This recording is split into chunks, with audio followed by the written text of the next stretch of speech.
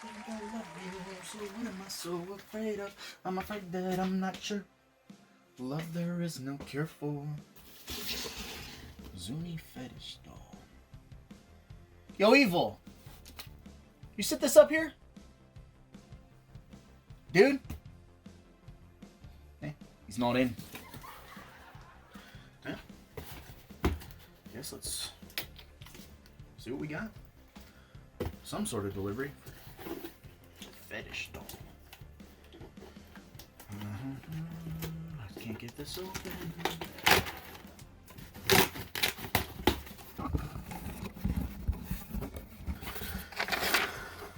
This is evil. I guess it does kind of look like evil. Look at that. Oh, I'm a fucking idiot. All I do is drink. Sound like Brian Posehn.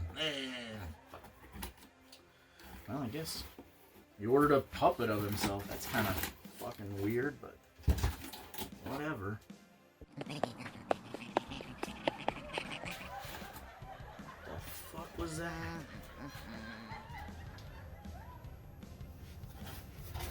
Where the fuck did the puppet go? Alright. Let's dance, asshole. Over here. Whoa. I'm freaking out. Raj, you are freaking out, man. Oh, you fuck. Raj, what are you doing?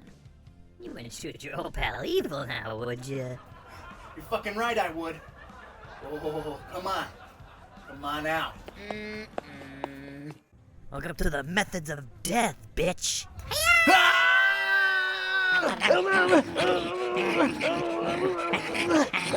Get off of me! Ah, fuck. Bastard cut me. Oh, hello, internet fans. And welcome to 3B Video. I'm your host, Rotten Roger DeMarco. And today, we're going to be talking about Nico Masterakis' 1986 film, The Zero Boys. Just give me a second. Whew. Okay, for those of you who don't know about this film, here is your plot synopsis. A paintball team named the Zero Boys have recently been crowned the best competitive paintball team, and they go out into the woods to celebrate. The only problem is they end up celebrating in the wrong backwoods redneck murder family's house.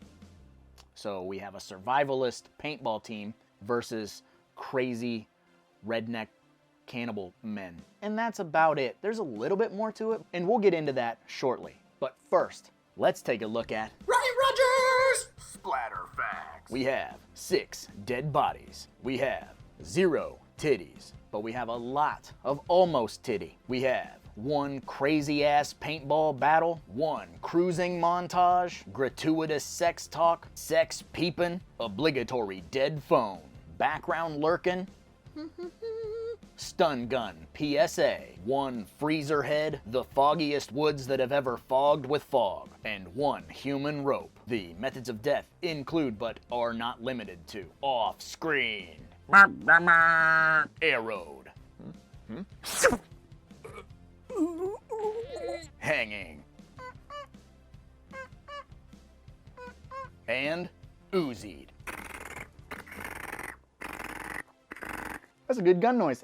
Thank you. I've been practicing since I was a little kid. So now for my overall thoughts of this film, guys. Seriously, this is one of my all-time favorite horror films.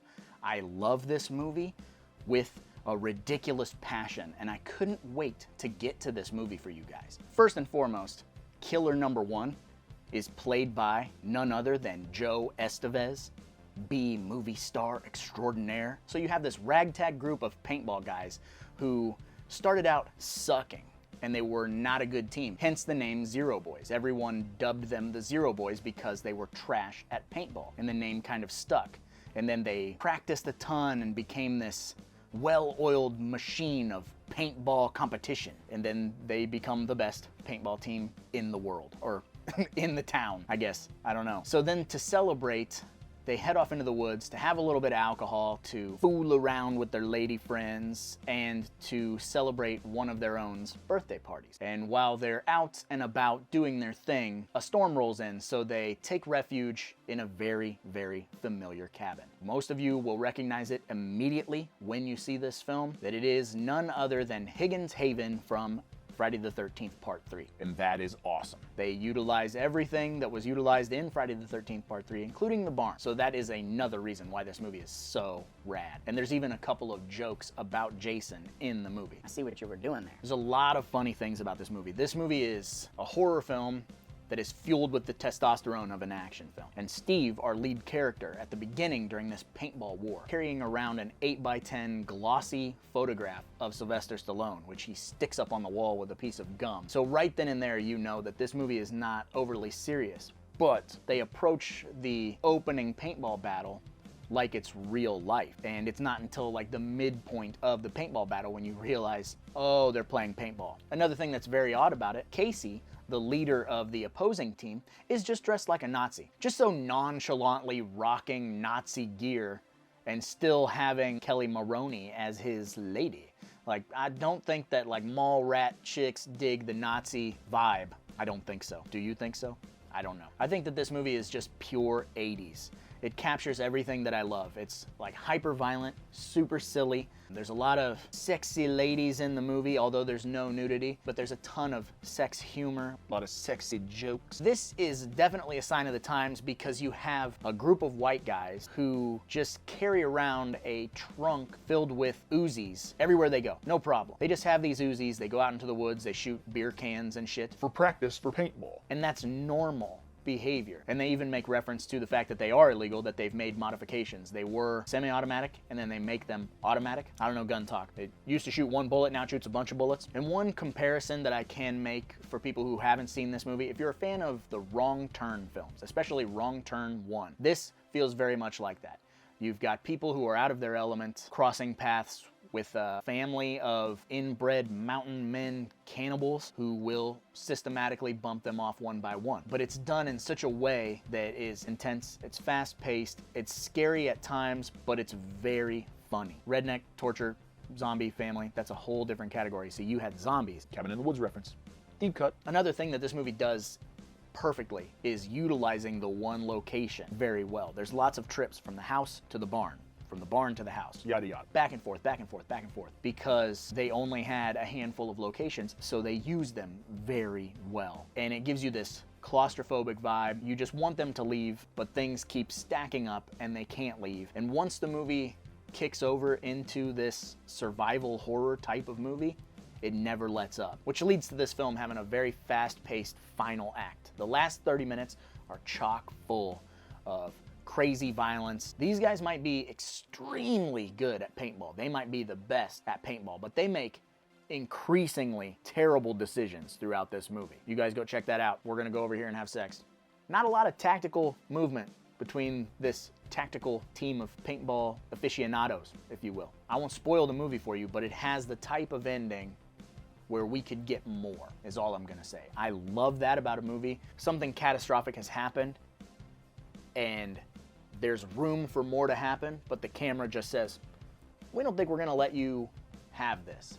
We're just gonna let you think about this. Think about it, think, and I love that. So, in my personal opinion, this movie is 100% popcorn as fuck. Because it's a movie about crazy rednecks from Higgins Haven trying to kill a 1986 paintball team. And Kelly Maroney is the hot chick. I don't know how else to tell you that this movie deserves your attention. It's an overlooked film, and I think now that since Arrow put it out, more people are going to take the time and check it out. Because it's a title that was worth remastering and putting back out and finding a new audience. And I think that that's very important. Because out there in the real world, I don't think that this movie gets the respect that it deserves. It's a sleeper, for sure. It's a quiet little film that came and went, and Kelly Maroney was the biggest name attached to it, other than Joe Estevez, of course. But in here, in 3B Video, this B movie is the movie. But I suppose I should probably get going, because after all, there's a lot of movies out there, and Somebody's got to watch them. So why not me? Right? That really fucking hurts. Guys, I don't feel good. I think I'm gonna take a little nap, if you don't mind. I'll see you next week.